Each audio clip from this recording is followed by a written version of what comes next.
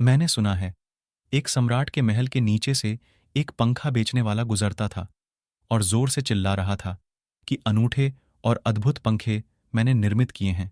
ऐसे पंखे कभी भी नहीं बनाए गए। ये पंखे कभी देखे भी नहीं गए हैं। सम्राट ने खिद्दकी से झांक कर देखा कि कौन है जो अनूठे पंखे ले आया है। सम्राट के पास सब तरह के पंखे थे, दुनिया के कोने कोने में। जो में क्या खूबी है? दाम क्या है इन पंखों के? उस पंखे वाले ने कहा कि महाराज, दाम ज्यादा नहीं है। पंखे को देखते हुए, दाम बहुत कम है। कहा, 100 रुपये? यह 2 पैसे का पंखा जो बाजार में जगह जगह मिलता है, और 100 रुपये दाम? क्या है इसकी खूबी? उस आदमी ने कहा, खूबी, यह पंखा 100 वर्ष चलता है। 100 वर्ष के लिए गारंटी है। 100 वर्ष से कम में खराब नहीं होता है। सम्राट ने कहा, इसको देखकर तो ऐसा लगता है कि यह सप्ताह भी चल जाए। पूरा तो मुश्किल है। धोखा देने की कोशिश कर रहे हो, सरासर बेईमानी, और वह भी सम्राट के सामने। उस आदमी ने कहा, आप मुझे भलीभांति जानते हैं।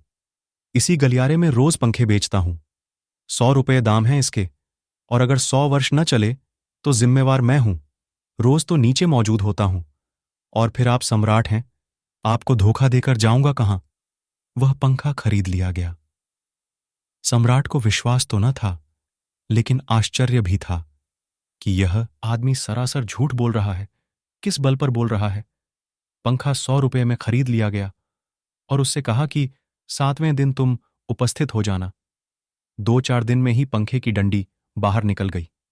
7वें दिन तो वह बिल्कुल मुर्दा हो गया। लेकिन सम्राट ने सोचा कि शायद पंखे वाला आएगा नहीं। लेकिन ठीक समय पर 7वें दिन वह पंखे वाला हाजिर हो गया, और उसने कहा, कहो महाराज। उन्होंने कहा, कहना नहीं है, यह पंखा पड्डा हुआ है, टूटा हुआ। यह 7 दिन में ही यह गति हो गई।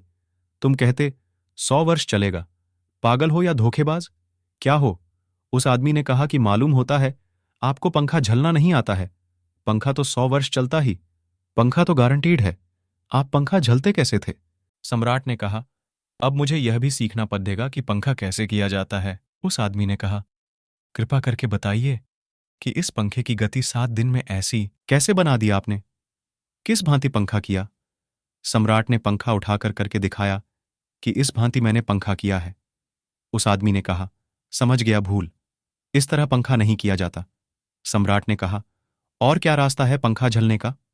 उस आदमी ने कहा, पंखा पकड़िए सामने और सिर को हिलाइए। पंखा 100 वर्ष चलेगा। आप समाप्त हो जाएंगे, लेकिन पंखा बचेगा। पंखा गलत नहीं, आपके झलने का ढंग गलत है। यह आदमी पैदा हुआ है 5-6 हजार या 10,000 वर्ष की संस्कृति का। यह आदमी फल है। लेकिन संस्कृति गलत नहीं है, यह आदमी गलत है।